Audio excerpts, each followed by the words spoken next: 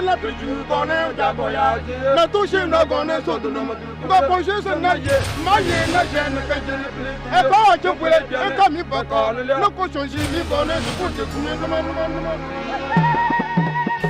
du FESPACO, le magazine Les coulisses du FESPACO vous amène au cœur de l'événement. Pour son 40e anniversaire, le FESPACO rend hommage, un hommage bien mérité à Sembène Ousmane. Les morts ne sont pas morts, ils vivent toujours. Comme le dit l'adage, Sembène Ousmane de son vivant aimait à le dire « Je n'ai pas peur de la mort, mais seulement j'ai peur que mon œuvre soit inachevée ».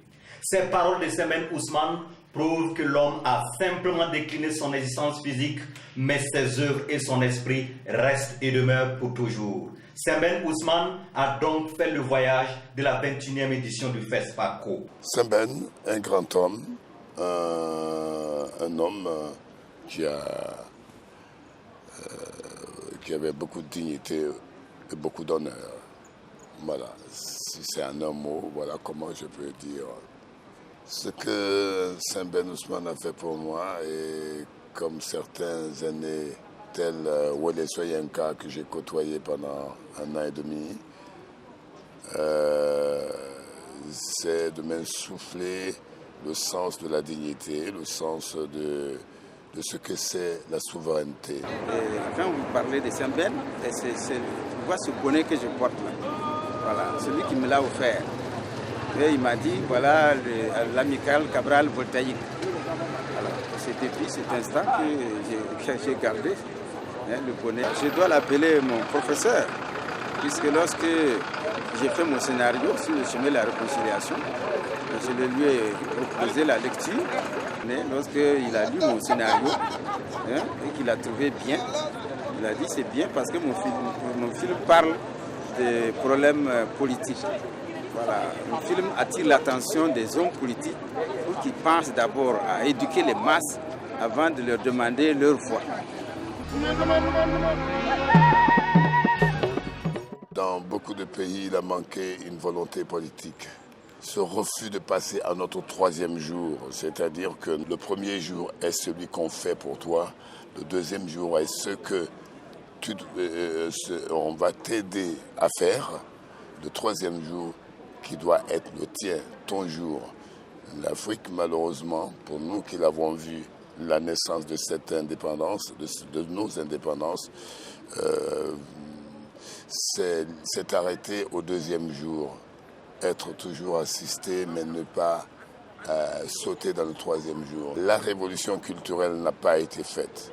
Tout le monde dit vive le développement politique, économique, social et culturel. Mais ce culturel-là, dans le discours, ne veut rien dire. Vous direz toujours, on va faire, on va faire, on va faire. On n'est jamais en train de dire, nous sommes en train de faire. Et c'est pour cela, je crois que le cinéma africain le cinéma dans la plupart de nos pays a souffert. Il n'y a pas aussi des vrais hommes qu'on met à la tête de la culture. On a l'impression que c'est l'endroit où on donne des cadeaux. Lorsqu'on a envie de remercier quelqu'un de ses bons offices, on le nomme ministre de la Culture. Hélas, quand ils arrivent, eux-mêmes n'ont pas été décolonisés, eux-mêmes n'ont pas connu, n'ont pas vécu dans une atmosphère de révolution culturelle. Ils sont souvent des administrateurs, mais des administrateurs coloniaux. Parce que, qu'est-ce que vous voulez, vous avez appris l'administration dans leur école. Si vous êtes un bon élève, eh bien, vous êtes un poids lourd pour l'Afrique. Vous êtes un boulet au pied d'une Afrique qui a envie de décoller. Et c'est cela qu'on nous met malheureusement à la tête aujourd'hui. Je salue au Burkina la nomination de Philippe Sabadogo, qui pendant plusieurs années a été là à la tête de ce FESPACO, nous côtoyant, discutant avec nous, regardant les films. Il peut aujourd'hui vous dire tel passage est une anthologie d'un autre cinéma. Et il me voit tout de suite, va me dire dans tel film il y a ça et ça. Il connaît, il sait de quoi on parle, les panels, les discussions, il a suivi les problèmes posés depuis la construction jusqu'à la distribution de nos films. Il a été ambassadeur Vous savez ce que ça veut dire, une certaine ouverture.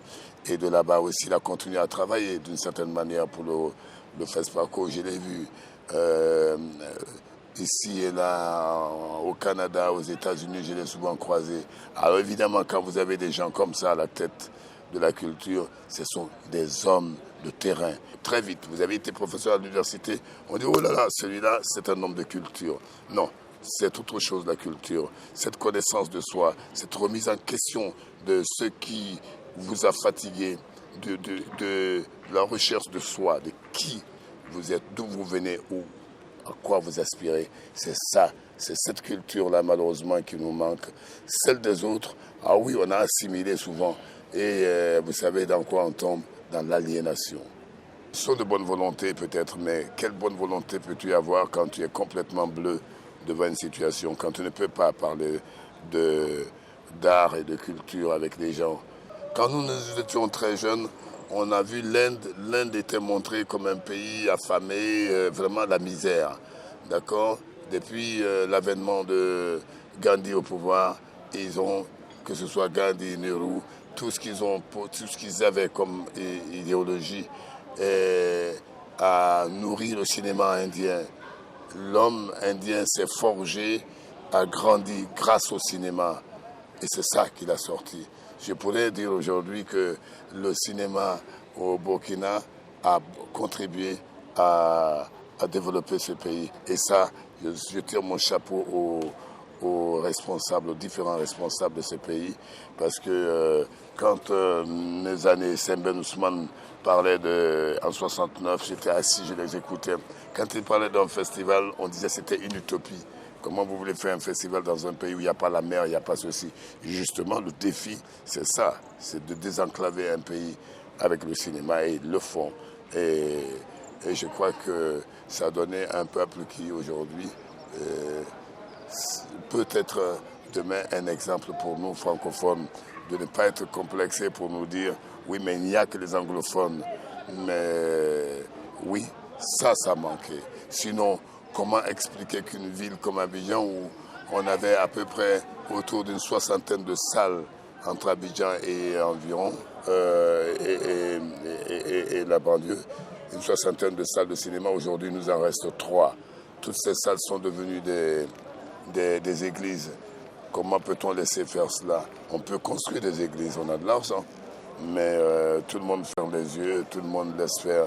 Il y a comme une sorte de fatalité, il y a comme si nous devons être uniquement un peuple qui doit consommer les images des autres.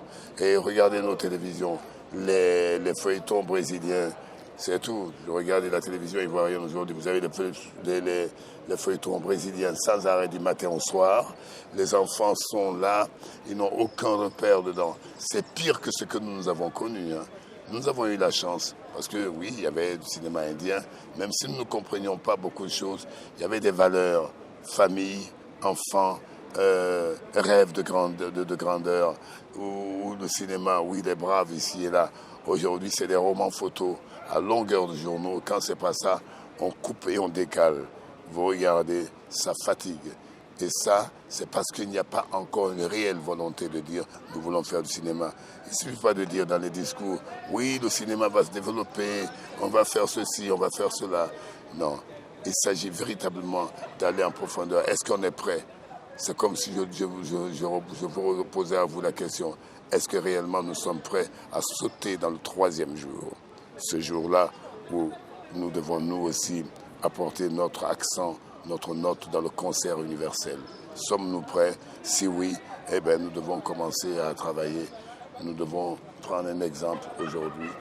Le FESPACO n'est pas une utopie. C'est possible. C'est possible parce que je suis sûr que quand je vois des fraises du Burkina, des haricots verts du Burkina ou des pommes de terre du Burkina dans les supermarchés en France, j'ai une fierté. Je me dis, tout ça ne tombe pas du ciel, c'est une volonté. Et le cinéma doit contribuer à ce genre de choses.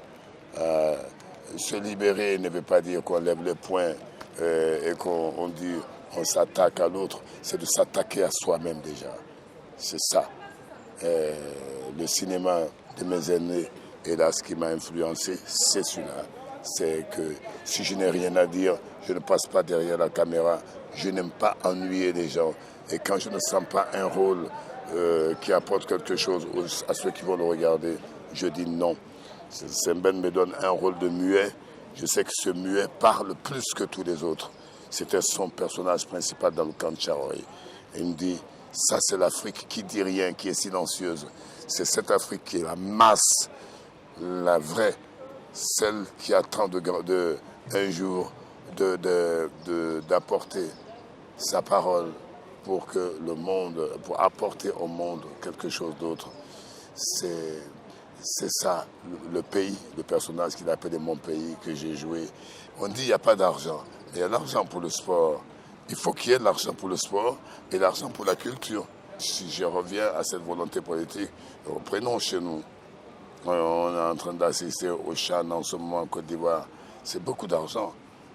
Et donc, 5 milliards, c'est beaucoup. Hein? C'est beaucoup d'argent. Ne serait-ce que 100 millions pour aider un film. On fait aujourd'hui, avec la volonté des faiseurs de cinéma, on peut déjà construire des films un peu positifs. Mais on ne mettra pas ça dans la culture. On laisse les salles se fermer, mais on peut faire la toilette des stades. On peut mettre énormément d'argent. Parfois, on se demande qu'est-ce que cela apporte. C'est vrai, il y a la foule, c'est vrai, c'est beau de voir beaucoup de monde. On n'en fait pas autant pour le cinéma, ni pour la culture. Vous ne tiendrez pas 100 millions de francs CFA pour faire une tournée théâtrale, pour aller apporter des messages au reste du monde, autre chose que les images de guerre de l'Afrique, les images de crise. On ne le fera pas, on dira ça c'est du tourisme. Mais en revanche, je vous dis, 5 milliards, ça sort comme rien et on flambe. Et